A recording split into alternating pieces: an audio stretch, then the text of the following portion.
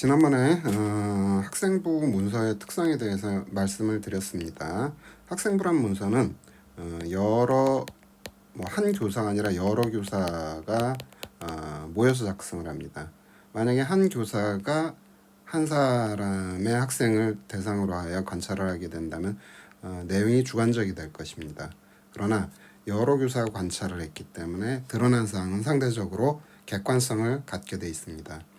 학생부 종합전형 같은 경우는 이러한 어떤 여러 교사의 관찰이 갖는 객관성을 신뢰하여 이루어질 수 있는 전형입니다. 지난번에 우리가 봤던 학생부에서는 주인공의 특성을 행동 특성 및 종합 의견 부분에서 찾아보았습니다. 특징적인 내용은 그거였습니다. 어떤 거였냐면은 학기 초에는 조용하고 내성적인 것처럼 보였으나 갈수록 재치 있고 유쾌한 면을 드러내 즐거운 학급 분위기를 만들어준다라는 내용이었습니다. 그런데 요거는 이제 2학년 내용인데 1학년 행택에도 동일한 내용이 있었습니다. 이거를 갖다 이제 통합된 언어로 얘기한다 그러면 어떤 소극적인 태도에서 적극적인 태도로 넘어가는 그런 특성을 이 주인공이 보이고 있다 이렇게 얘기할 수 있을 것입니다. 자, 지난번에 여러 교사의 관찰이라는 것을 보여드리기 위해서 행동 특성 및 종합 의견만을 얘기를 했지만 실제로는 그 주인공의 특성들이 실제로는 행특 외에도 다른 항목들에 곳곳에 나타나게 되어 있습니다. 예를 든다 그러면 여기 이제 법과 정치, 요새는 이제 명칭이 바뀌었죠.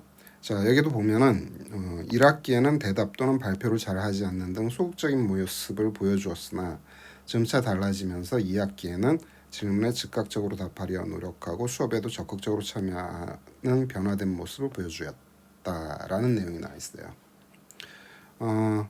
이런 식의 어떤 그 태도 변화가 나타나는 것들, 이게 행특 아닌 다른 데서도 나타난다는 사실입니다. 뿐만 아니라 이제 보다 보면은 세부 능력 및 특기 사항을 보다 보면은 이 외에도 여러 어떤 특성들을 갖다 이렇게 추출을 해낼 수가 있습니다. 그리고 그 추출된 특성들을 종합하여 어떤 전체 맥락적인 구조에서 어떤 특성으로 이제 단일화할 수가 있게 돼 있습니다. 또 예를 들어 그러면은 이 주인공의 경우에는 자율 동아리 밴드부 결성을 하려고 했었습니다. 밴드부를 결성한다고 했으니까 뭐 악기 연주의 어떤 역량을 나타내야 되겠죠. 뭐 실제로 음악과 생활이란 과목에 보니까 기타 연주가 수준급이다 이런 내용이 나와 있습니다. 이게 이제 공통된 관찰입니다. 그러니까 행특에 나타난 게 담임 교사의 관찰이라 그러면 음악과 생활에 나타난 요 관찰은 세부 과목 교사의 관찰이라고 할 수 있습니다. 이런 내용들이 산재되어 나타납니다. 그렇기 때문에 뭐 이게 이제 주저리가 될 수도 있겠지만 여기에 어떤 이런 관찰이 아니라 자기가 그러니까 자기 그 우리 그런 얘기 하죠. 셀프 학생부라는 얘기를 하죠. 나를 돋보이고 싶어서 어떤 셀프로 이제 적어내는 그런 내용들이 있다고 하던데 관찰적인 요소가 잘 안 나타나게 돼 있습니다. 관찰적인 요소는 여러 교사의 관찰, 여러 명에 의한 다양한 표현으로 나타난다. 이걸 일단 하나 말씀드리고 그 다음에 오늘 좀 얘기할 건 어떤 거냐면은 이런 내용입니다. 어떤 거냐면은 그 우리가 이제 지난번에 봤던 거의 포인트는 그 해당 주인공이 소극에서 적극으로 변하는 어떤 그 태도적인 요소를 보이고 있거든요. 근데 이 태도를 가지고서 뭐 대학 입시에서 합부를 결정한다. 그건 말이 안 됩니다. 태도 자체로는 합부를 결정나지는 않습니다. 그러니까 뭐 그런 거 있죠. 뭐 이 태도를 우리가 이제 다른 말로 전문 용어로 얘기할 때 인성이라고 얘기를 하는데 여기서 말하는 인성이 뭐 착하다, 악하다 그런 내용을 뜻하는 건 아닙니다. 이것도 영양적 요소이긴 한데 얼마나 어떤 그 성찰적인 자세를 보여주는가 이런 것들이 인성에 해당이 돼요. 근데 우리가 이제 이 태도와 관련해 가지고 뭐 학교 생활을 충실히 해야 된다 이렇게 하면 보통 뭐 노력, 열심 이런 것들을 머릿속에 그리게 되어 있습니다. 근데 이제 노력, 노력하고 열심히 한다고 해서 합불이 결정한다? 안 그렇습니다. 실제로는 뭐 노력 열심히 태도의 일부이긴 하지만 이를 통해 가지고 드러나는 어떤 역량적인 부분이 나타나야 됩니다. 특히 그 학업 역량이라고 부르는 부분. 이 학업 역량이라는 것은 대학에 입학하여 그 대학 교수들과 대화를 할 수 있는가, 그것을 나타내는 부분입니다. 이 부분이 포인트고 노력 열심 자체로는 답 안 나옵니다. 그러니까 게을러도 학업 역량이 있으면 간다, 이렇게 이제 생각하면 되는 겁니다. 그런데 이제 이 태도 부분을 왜 지금 얘기를 하고 있냐면, 이거는 인간의 본성하고 관련이 되는 부분인데, 이게 인간의 본성이 어느 쪽으로 가느냐에 따라서 그것은 학업 역량이 될 수도 있고 또 다른 역량이 될 수도 있기 때문에 그렇습니다. 일단은 그리고 또 하나가 있습니다. 실제 우리가 어떤 텍스트 혹은 정보를 갖다가 인식을 할 때 그 정보가 가지고 있는, 정보가 전달하고자 하는 표현 그 자체만으로 정보를 인식하지는 않습니다.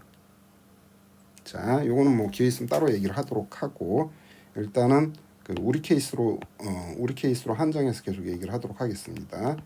자, 일단 그 해당 주인공의 경우는 소극에서 적극으로 가는 어떤 태도를 가지고 있어요. 처음에는 소극적이나 시간이 지나면서 적극이 되는데, 근데 소극에서 적극으로 간다, 뭐 이거는 굉장히 단순한 어떤 사실 자체고, 실제로는 갑자기, 그러니까 소극에서 적극으로 가기 위해서 뭐 그냥 훅 하고 튀는 그런 일은 없겠죠. 뭔가 이제 과정이 있을 건데, 자, 이 과정하고 관련시킬 거고, 그 다음에 또 하나가 우리가 이제 봐야 될 게 어떤 거냐면은, 이게 나중에 이게 다 어떻게 학업 역량으로 연결이 되는지 보게 되는 건데, 해당 학생이 선생님을 설득해서 밴드부를 결성하는 그런 내용이 나와 있어요. 설득을 어떻게 했을까? 이건 좀 관심이 갑니다. 이거는 학업 역량으로 직접 연결시킬 수 있는 요소이기도 하거든요. 왜 그러냐면은 그 설득이라는 것 자체, 우리가 어떤 문제를 풀어낸다는 것 자체도 일종의 설득 과정이거든요. 그렇기 때문에 설득에 힘이 없으면은, 혹은 내가 풀어낸 문제 과정에 힘이 없으면은 그것은 아웃이에요. 하지만 설득에 힘이 있으면은, 혹은 내가 풀어낸 문제에 힘이 있으면은 그것은 오케이가 돼버리는 겁니다. 자, 그래서 지금 주의해서 봐야 될 거, 소극에서 적극으로 간다는 사실하고 이제 설득 부분, 요걸 좀 참조를 해야 될 것 같고요. 일단 요거를 잠깐 볼게요. 법과 정치 부분에 있었던 부분 계속 보겠습니다. 그러니까 여기에서 소극에서 적극으로 하는 변화되는 모습을 보여줬고, 그 다음 부분을 좀 또 볼게요. 평소 학습 태도가 바르고 수업에 집중하는 태도가 좋았으며, 이렇게 돼 있습니다. 집중력이 있다는 얘기겠죠. 근데 집중력이 있다고 해서 그것이 학업 역량이 되지는 않습니다. 일단 해당 주인공의 경우는 집중력이 있다, 이 정도로 이제 우리가 가져가고, 이게 정보입니다. 일종의 인포메이션. 그 다음에 개념에 대한 이해도가 높다. 뭐 집중력이 높으면 이해도도 높을 수 있겠죠. 자, 여기서 말하는 이해라는 거, 우리가 막연히 말하는 이해가 있는데, 언젠가 우리 지금 하고 있는 거 학생부 읽기 관련해 가지고 이해란 무엇인가에 대해서 설명을 드릴 때가 올 겁니다. 학업 성취도가 우수하다, 이건 뭐 숫자로 드러나겠죠. 내신 성적이 괜찮은가 봅니다. 그 다음에 논술 수행 평가에서 우리나라 민주정치의 특징과 발전 과정을 잘 요약하였고 우리나라 정치의 문제점과 개선 방안을 구체적으로 작성하였으며, 우리나라가 정치 선진국이 되기 위해서는 국민들이 정치에 관심을 갖고 적극적으로 참여함을 논리적으로 잘 서술하였다, 이렇게 돼 있어요. 여기서 이제 이해라는 어휘, 그 다음에 요약이라는 어휘, 그 다음에 구체라는 어휘, 그 다음에 논리적이다라는 어휘, 이런 거는 실질적으로 이제 학업 역량하고 관련이 됩니다. 그러나 이 단어들이 여기에 나타났다고 해서 직접 학업 역량으로 관련되지는 않습니다. 무언가 스토리가 만들어져야 돼요. 어차피 뭐 이해하고 요약하고 구체화하고 논리적으로 어떤 문제를 받아들여 가지고 해당 주인공은 아마 설득력 있는 어떤 설명을 할 수 있지 않을까, 이런 거 그려질 수 있겠죠. 자, 지금 보세요. 그 선생님을 설득할 때 그냥 땡깡 부리듯이 설득하지는 않았겠죠. 뭔가 유의미한 내용을 가지고 있어야 되겠죠. 이 설득이 어떤 내용을 가지고 있을까? 문제에 대한 이해, 그 다음에 요약된 거, 구체적인 사안, 논리적인 것, 이런 식으로 요 속에 들어갈 수가 있겠죠. 그래서 설득했다. 그러면 학업 능력이 있다라고 칭할 수 있지 않을까요? 그죠? 자, 여기서 나타난 사건은 밴드부 결성이지만 밴드부 결성 자체도 학업 역량이 될 수 있다는 거. 이걸 지금 잠시 암시를 하려고 지금 얘기를 해본 겁니다. 자, 그 다음에 여기 이제 법과 정치는 됐고, 그 다음 부분 계속 좀 볼게요. 확률과 통계를 좀 보겠습니다.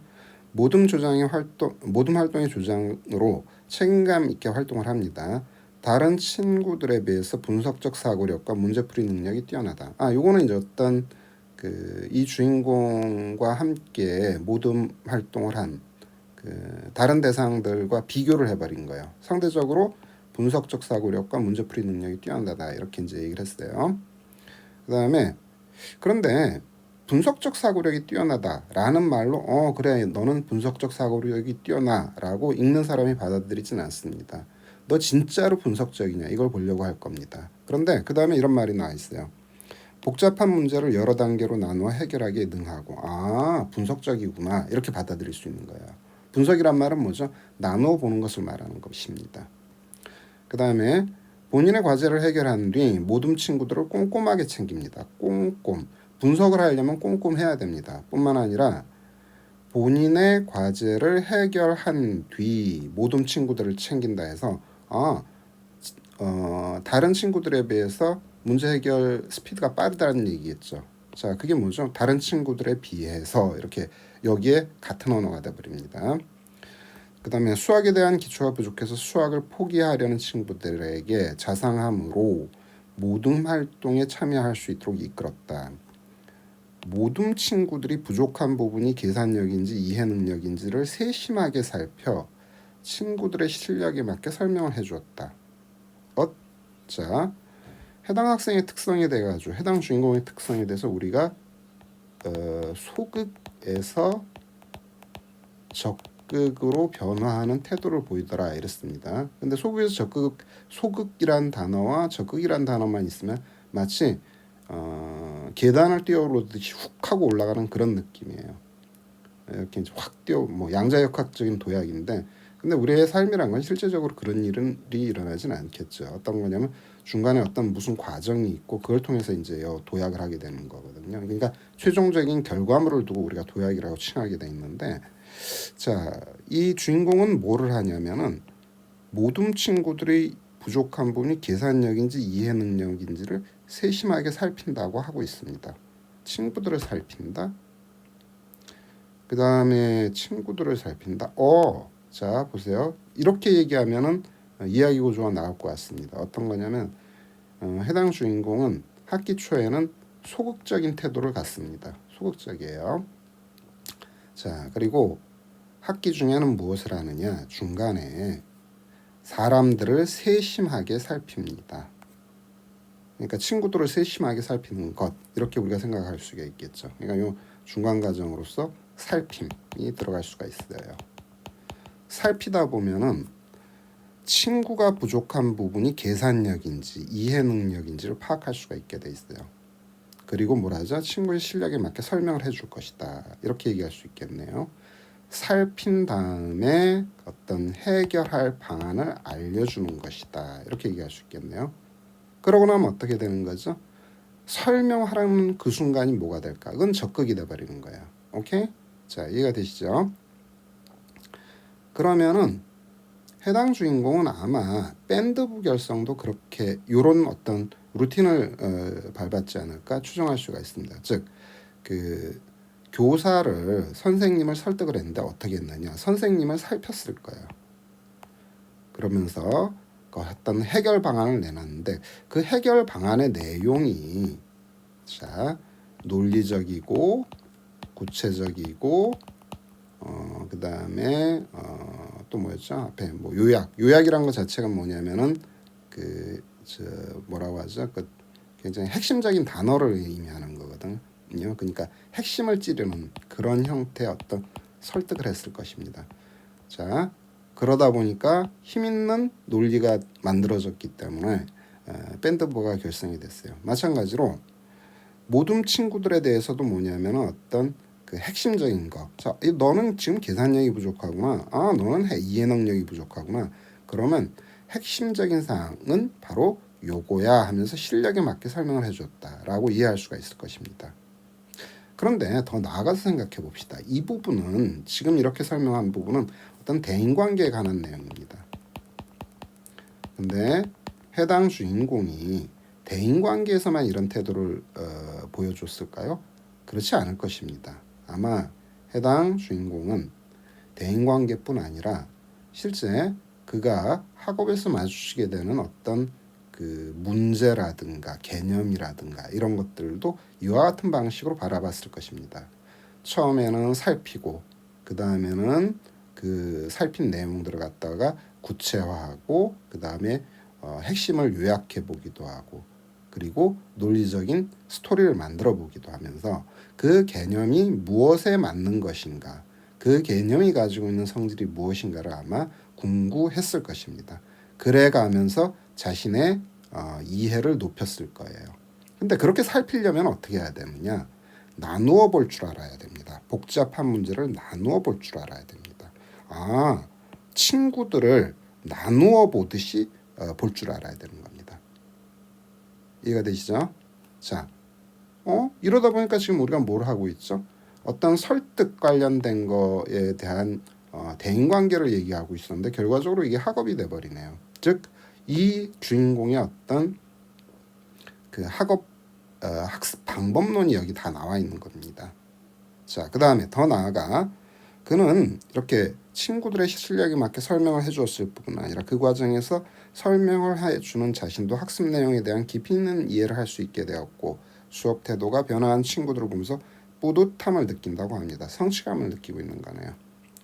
쉬는 시간에도 다른 모든 친구들이 질문하면 기쁜 마음으로 설명해주는 모습을 보였으며 이런 모습에 감동을 받아 블라블라 이래 돼 있어요. 신기하지 않습니까?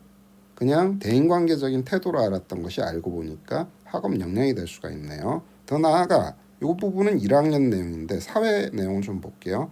학습 자료를 꼼꼼하게 잘 해내며 꼼꼼 우리 어디선가 본 것 같은데 그렇죠? 확률과 통계 이거 2학년 내용인데 거기에도 꼼꼼이 있었는데 여기에도 있네요. 이 꼼꼼을 갖다가 복잡한 문제를 여러 단계로 나누어 해결하는 분석적 사고로 읽어도 될 것입니다. 즉 학습 자료로 정리를 복잡한 문제를 여러 단계 나누어 해결하듯이 잘 해내었다. 이렇게 읽을 수 있을 것입니다. 아울러 시사 문제와 법의 제정, 적용 등에 관심이 많았고 이거는 그 해당 주인공이 가지고 있는 어떤 관심 분야입니다. 요새 요거는 이제 다른 얘기지만 요새 학생부들을 보면 참 진로 관련된 내용들을 많이 학생부 채택에 기재를 하고 있습니다. 뭐 나는 의사가 되고 싶어요. 뭐 치료에 관심이 있어요. 이런 내용들이 참 수두룩하게 들어가는데 유감스럽게도 관심이 직접적으로 학업 역량이 되지는 않습니다. 자, 그다음에 이 해당 주인공 신문을 꼼꼼하게 숙독하며 현실 사회의 주요 이슈에 대한 균형 있는 태도를 가지고 노력을 한답니다. 그러면서 원자력 발전 계속해야 할 것인가에 대한 논술 수행 평가에서 자신의 생각을 논리적으로 잘 정리를 했고 지역사회 문제에도 관심이 많아 친구와 함께 이를 정리해보고 해결하기 위한 방안을 고민을 했습니다. 관심에 불과했던 것을 갖다 해결 방안으로 이끌어냈네요. 자, 관심이 역량으로 바뀐 것입니다. 이런 경우가. 자, 다시 말하면 나는 치료에 관심이 있어요로는 그건 관심에 불과한 것입니다. 그랬더니 치매 치료에 관심이 있어서 치매 치료 방안을 만들어봤다. 설득력이 있어야 됩니다. 자, 그 다음에 한국사 이것도 1학년 거네요. 모든 별 활동에서 조장으로 활동을 했고 남다른 리더십으로 모둠원들이 자율적으로 과제를 수행할 수 있는 분위기를 조성했답니다. 아마 모둠원 각자를 살펴가지고 그 각자의 어떤 역량에 맞는 혹은 실력에 맞는 설명들을 하고 토론을 했을 것입니다. 모둠원들 간의 의견을 중립적인 자세에서 잘 조율하는 모습에서 탁월한 갈등 관리 능력을 엿볼 수 있다. 이렇게 돼 있습니다. 그 이후에 전시과대 제도 어쩌고 저쩌고 하는 건 이제 구체적인 한국사의 이제 학습 내용인데, 탁월한 관리 능력, 갈등 관리 능력, 갈등 관리라는 것은 뭐를 하는 거죠?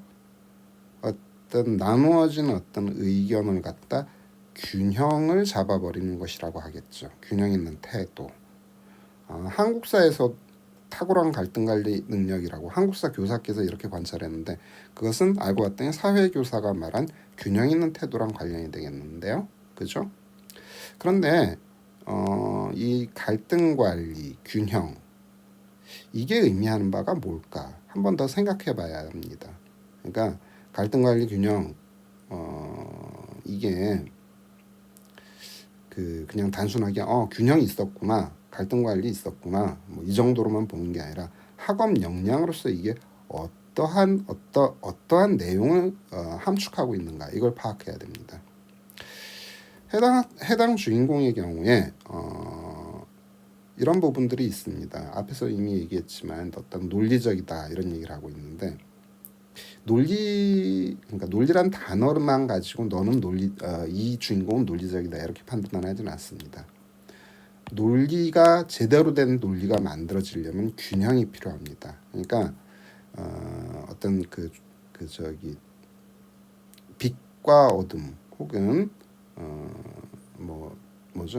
이렇게 대비되는 것들 갖다 비교를 해서 비교된 것 사이에 공통점을 인식을 해야 됩니다. 그게 균형입니다. 공통점을 인식해야 그것이 나중에 차이점을 구분해낼 수 있는 역량이 되는 것입니다. 자, 일단 요 두 번째 동영상은 요 정도로 마무리를 하도록 하겠습니다.